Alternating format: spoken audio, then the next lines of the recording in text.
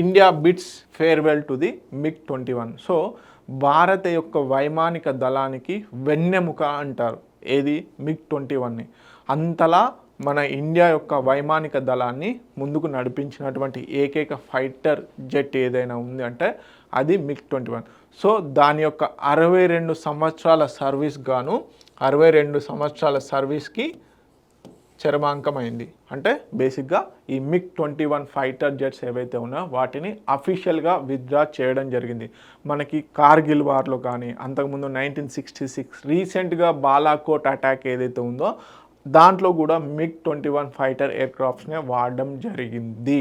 Okay, so ఇప్పుడు వీటి ప్లేస్లో తేజస్ని రీప్లేస్ చేయనున్నారు. ఏదైతే ఇండిజినస్గా దేశీయంగా ఉత్పత్తి చేసినటువంటి Tejas single seater fighter aircraft ఏదైతే ఉందో దాన్ని ఇంప్లిమెంట్ చేయనున్నారు in place of MiG-21. Okay, so దీనికి సంబంధించి గ్రాండ్ ఫేర్వెల్ అనేది చేశారు. Okay, 62 years of service from 1963 నుంచి 2025 వరకు దీని సర్వీస్ అనేది ఉంది. Okay, decommissioned at air force station Chandigarh. Okay, 23 squadron panthers ఏవైతే ఉన్నాయో లాస్ట్ యూనిట్ అన్నమాట అది విత్డ్రా చేయడం జరిగింది. Okay, ceremonial fly past making the end of era. Okay, 870 ఎయిర్క్రాఫ్ట్ని ఇప్పటివరకు యూజ్ చేయడం జరిగింది MiG-21. వాటన్నిటిని కూడా విత్డ్రా చేసుకోవడం జరుగుతుంది. అంటే ఎందుకు అంటే టెక్నాలజీ పాయింట్ ఆఫ్ వ్యూలో అవి చాలా బ్యాక్ అయిపోయాయి. అదేవిధంగా ఇంకా ఏంటంటే అడ్వాన్స్డ్ స్టెల్త్ ఫైటర్ జెట్స్ వస్తున్నాయి కాబట్టి వాటిని రీప్లేస్ చేయనున్నారు. Okay, so India's transition to supersonic air warfare. Okay, speedy agility and combat performance ఓరియంటెడ్లో.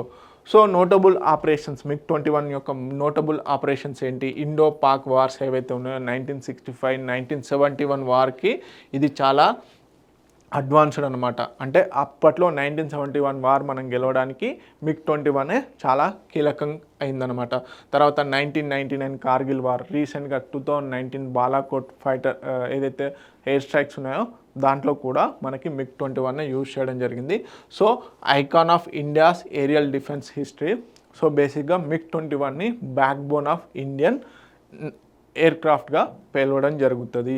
Okay, so this is all about ceremonial function, farewell function of the MiG-21.